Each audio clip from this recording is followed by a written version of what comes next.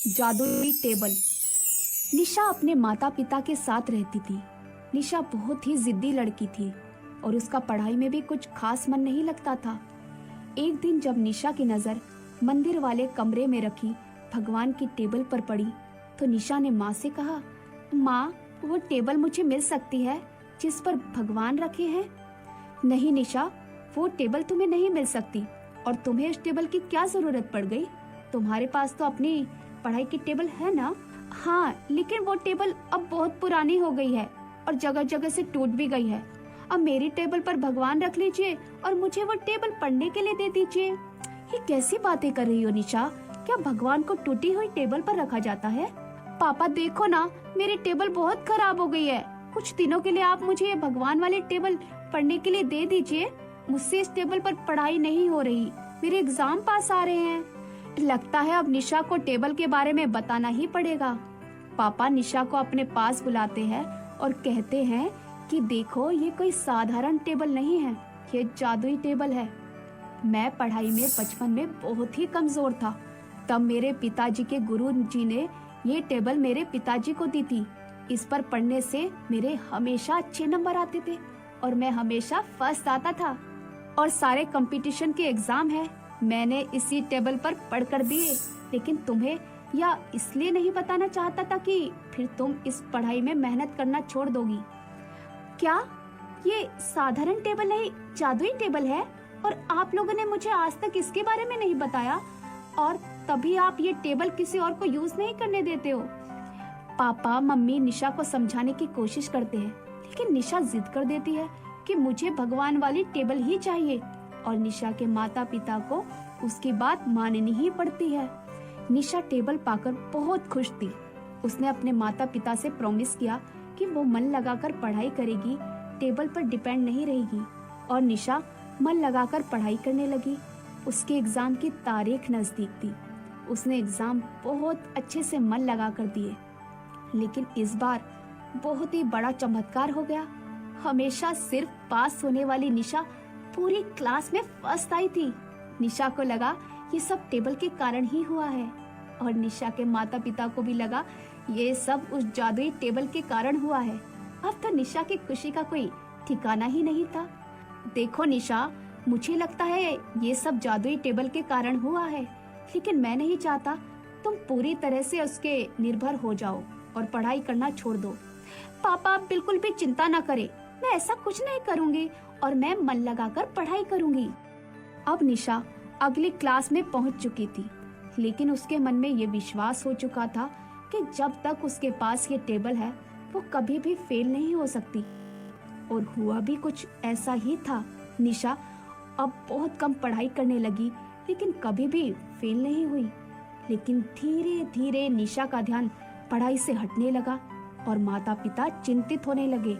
देखो, निशा का ध्यान पढ़ाई से हटता जा रहा है। हाँ, मैं भी देख रही हूँ कि निशा आजकल बिल्कुल भी पढ़ाई नहीं करती है। उसे लगता है कि टेबल ही सब कुछ कर देगी। कुछ तो करना ही पड़ेगा, नहीं तो निशा का भविष्य खराब हो सकता है।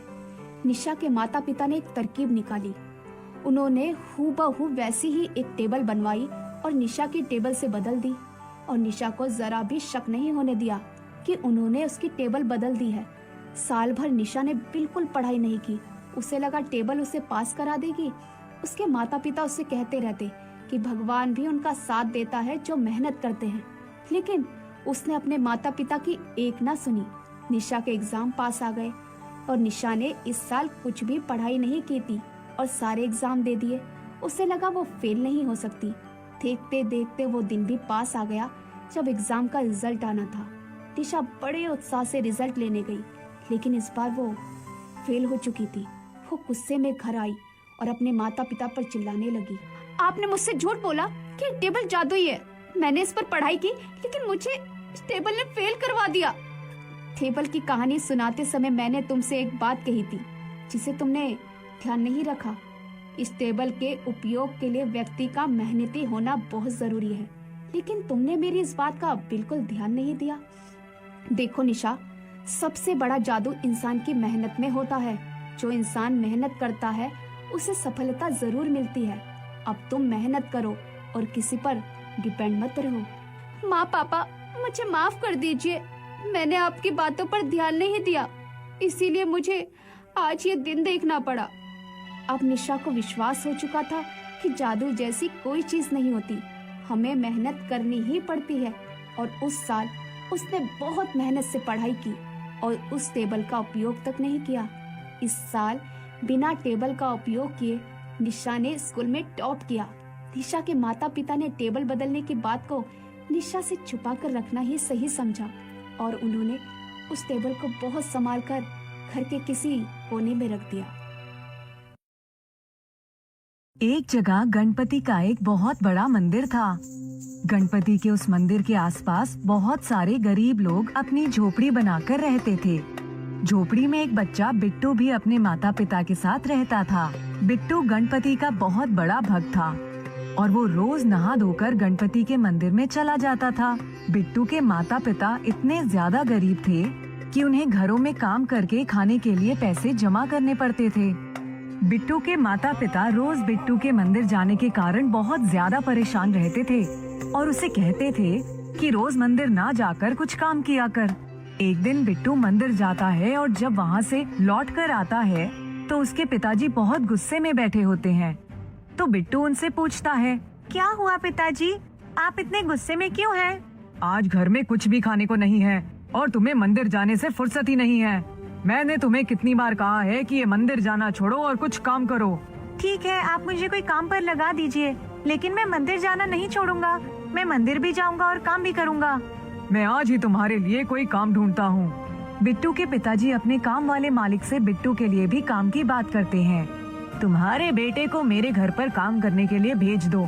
घर पर बहुत सारा काम है और मैं उसे अच्छे पैसे भी दे दूंगा। ठीक है मालिक, कल से मैं अपने बेटे को आपके यहाँ काम पर भेज दूंगा। दूसरे दिन से बिट्टू मालिक के घर पर काम पर आ जाता है। बिट्टू को सुबह 5 बजे से रात को 9 बजे तक काम करना पड़ता है। अब बिट्टू सोचता है कि मैं मंदिर कैसे जा पाऊंगा। अब वो सुबह 4 बजे उठकर मंदिर जाना शुरू कर देता है, लेकिन इस तरह उसकी तबीयत खराब होने लगती है। एक दिन वो भगवान से प्रार्थना करता है कि भगवान, मैं आपके मंदिर रहना चाहता हूँ, लेकिन मेरा काम करना भी बहुत जरूरी है, क्योंकि अगर मैं काम नहीं करूँगा तो घर में खाने के लिए कुछ भी नहीं होगा। वो ऐसी प्रार्थना कर ही रहा होता है कि पंडित जी आते हैं और उसे एक थाली देते हैं और बोलते हैं कि बिट्टू, थाली को अपने घर ले जाओ और आज से इसी में खाना खाना। ये थाली आप मुझे क्यों दे रहे हैं? बस इसे गणेश जी का आशीर्वाद समझकर ले जाओ। तुम रोज मंदिर आते हो भगवान के दर्शन करने के लिए, तो भगवान ने ही ये तुम्हारे लिए दी है। अच्छा, ये भगवान ने मेरे लिए दी है? हाँ बेटा बिट्टू, ये भगवान ने ही तुम्हारे लिए दी है।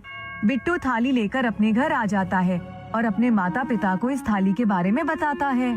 बिट्टू की माँ थाली को मामूली बर्तन समझकर यूं ही रख देती है, लेकिन जैसे ही तीनों लोग रात को काम से घर पर आते हैं और खाना खाने के लिए बैठते हैं, तो बिट्टू वो थाली लेकर आ जाता है और कहता है, माँ मैं इसी थाली में खाना खाऊंगा।